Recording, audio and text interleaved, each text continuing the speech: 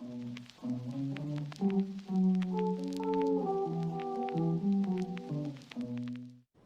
students must be equipped with one standard size 2 pewter cauldron, and may bring, if they desire, either an owl, a cat or a toad. Can we find all this in London? If you know where to go. See, Harry? You're famous. But why am I famous, Hagrid? All those people back there. How is it they know who I am? I'm not sure I'm exactly the right person to tell you that, Harry.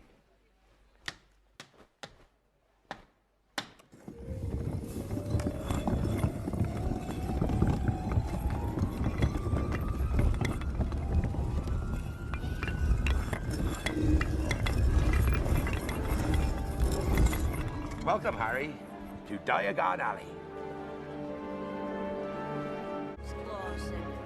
World-class racing broom. Wow, look at it! The new Nimbus 2000!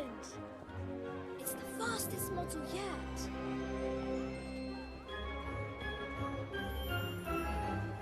But Hagrid, how am I to pay for all this? I haven't any money. Well, there's your money, Harry. Gringotts, the Wizard Bank. Take no safer place, not one, except perhaps Hogwarts. Alright everyone, welcome back to another episode of... Not again. Hello everyone, and welcome back to another episode of the Weekly Prophet. So yes, just to give you an update guys, we'll save the jokes for later. I know I look like the lead singer of Draco and the Malfoys. I know I look like I should be in a punk band. I get it, it's fine. So you guys saw this in the intro. This is a cool little stick that I got from a very young family member of mine. And I think I might actually keep it, dip it in something, and you might see it in a future video as a prop. And one more thing just before we get started, guys. I have been away for a little bit. Things have been a little bit busier in my life, but that's okay because we're going to actually switch up the schedule for the Weekly Prophet. We're going to basically make it every 2 weeks, so thus becoming the bi-weekly Prophet. And well, I guess without further ado, we are going to get into this week's card feature, Broomstick. So Broomstick is a great card, guys. It is one of the main cards for mobility in the game. It creates a large sweeping motion wherever you click it on the screen.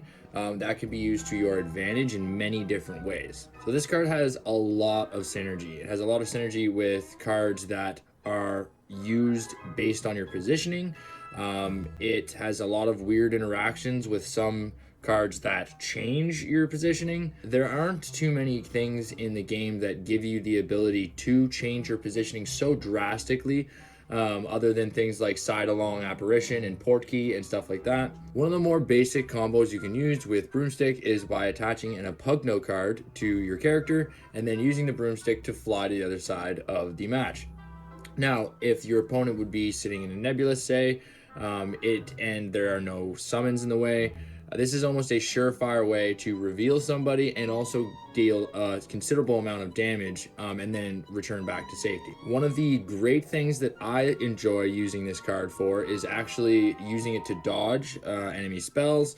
So there is a quick tip: when you are stuck in, say, an orb of water, you can actually use the Broomstick to leave the room of water, leave the stunned state kind of that you're in, and if the opponent mistakenly moves that orb of water away, you will actually land back where you were and you will be outside of the orb of water and you can kind of dodge it that way. Another great spell to dodge with using the Broomstick would be Crucio. If you are too far up in a match and you are able to get Crucioed by anything, say a player or another Death Eater, Broomstick is a fantastic way to get out of the way very quickly and then return to the place you were, so your positioning doesn't get diminished that much. Another great thing about this card, guys, and I believe it is unique in this game, is that it is a customizable card.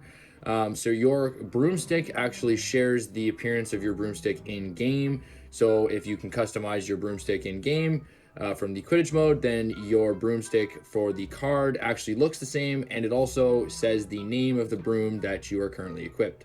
So being a very versatile card, guys, I'm really looking forward in the future to see what kind of mechanics come out with new cards that come to play with this card's synergy behind it. Another great example would be a card that came out recently, which would be the Winged Catapult card. So using the Broomstick to change the trajectory kind of at the last second, or to just mess with that mechanic to change the trajectory of the projectiles would be really cool as well. So in light of the card feature this week, I would also like to talk about the Quidditch mode. Personally, when it came out, I thought it was really cool. It does kind of mimic, you know, a Subway Surfers kind of a mobile game you've seen before kind of aesthetic.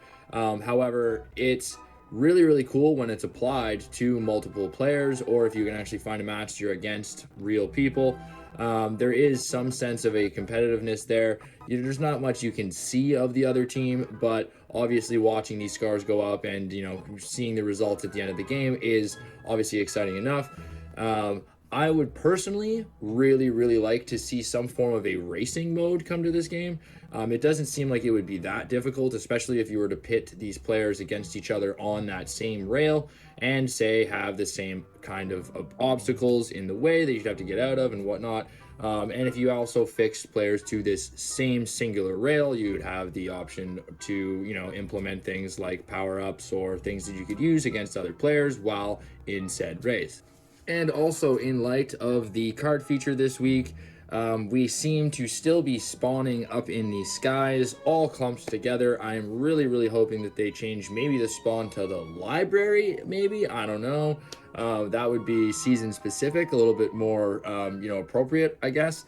But we are still stuck in the sky, and we are still jumbled together, and it is still really weird looking when we log in.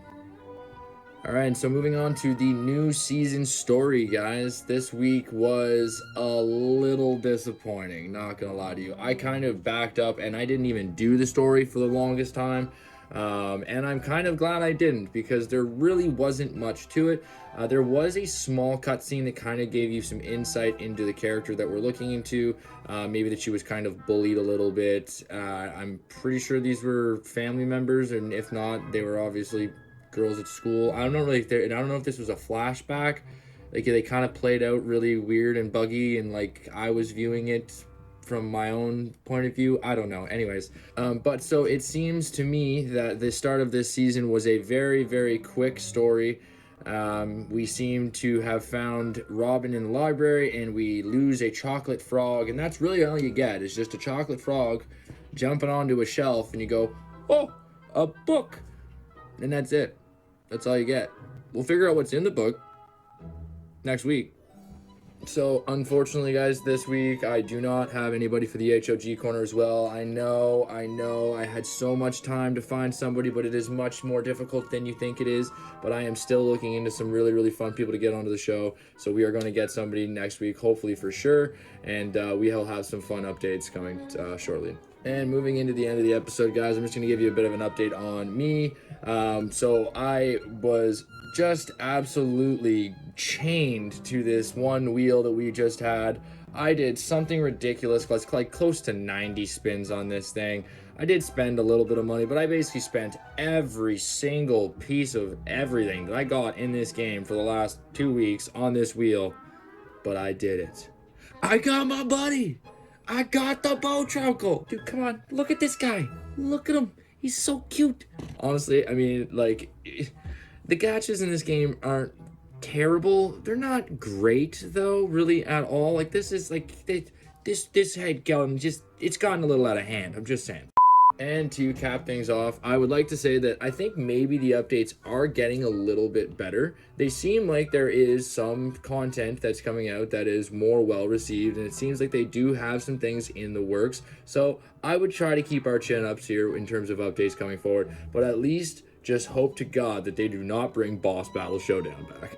So without further ado, guys, I am excited to see what happens next week in the season chapter 2 of A Book of Lies. Tells. As always, thanks for watching, guys, and I will see you guys next week.